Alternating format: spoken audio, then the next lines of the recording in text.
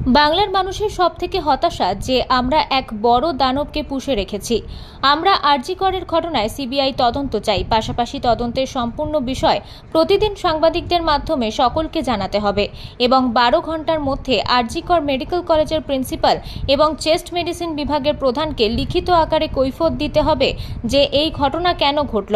আরজি কর মেডিকেল কলেজের ডাক্তারি পড়ুয়া মৃত্যুর ঘটনায় এবার কল্যাণী এইমসে আন্দোলনে নেমে এই রকমই জানালেন ডাক্তার। আজ কল্যাণী এইমস হাসপাতালের ভিতরেই তারা একটি বিক্ষোভ মিছিল করেন। পাশাপাশি তারা এও বলেন, যেহেতু আমাদের কর্তব্য মানুষের চিকিৎসা করা, তাই আমরা চিকিৎসা বন্ধ রাখতে পারিনি। যতদিন না পর্যন্ত সঠিক বিচার হচ্ছে ততদিন পর্যন্ত আমরা আন্দোলন চালিয়ে যাব।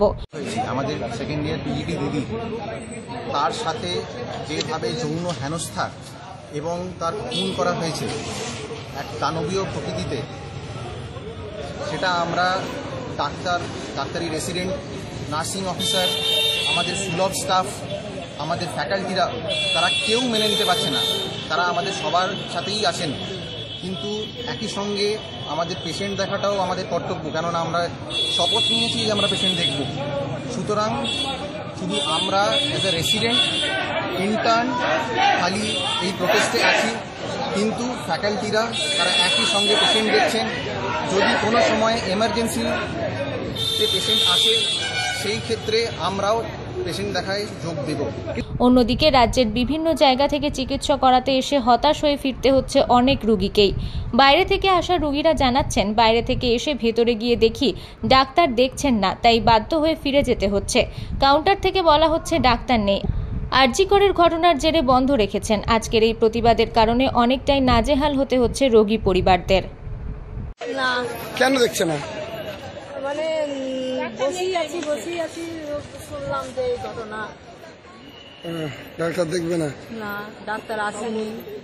অনেক দূর থেকে এসছেন একটু পরিষেবা পাওয়ার জন্য, কিন্তু আমরা বিশ্বাস করুন আপনাদের শত্রু নই। যে যার সাথে এই ঘটনাটা হয়েছে সেও একটা সাধারণ ঘরের মেয়ে।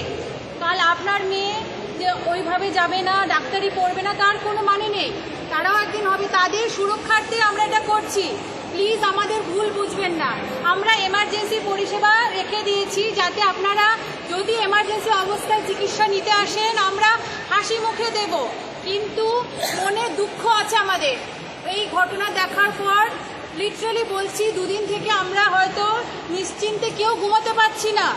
এ মর্মান্তিক ঘটনা। এটা একটা ডাক্তারি পড়ুয়া মেয়ের সাথে যদি এমন হতে পারে, তাহলে সাধারণ ঘরে যারা আছে তাদের সুরক্ষা কোথায়? আপনারা বুঝতে পারছেন ব্যাপারটার গুরুত্ব কোথায়। সুতরাং আপনারা আমাদের উল্টোভাবে নেবেন না। আমরা যে পরিষেবা দিচ্ছি না, এটা কোথাও আপনাদের দূরদর্শিতা যে আপনাদের সুরক্ষাও কোথাও লুকিয়ে আছে। বুঝতে পেরেছেন? সুতরাং আবার আমি ক্ষমা প্রার্থী, আমাদের সাথে একটু সহযোগিতা করুন। আপনারাও পথে নামুন আমাদের সাথে, কারণ ও শুধু আমাদের মেয়ে নয়, ডাক্তারি মেয়ে নয়, আপনাদেরও মেয়ে। ও আপনাদের পরিষেবা দিতে দিতেই কিন্তু মারা গেছে।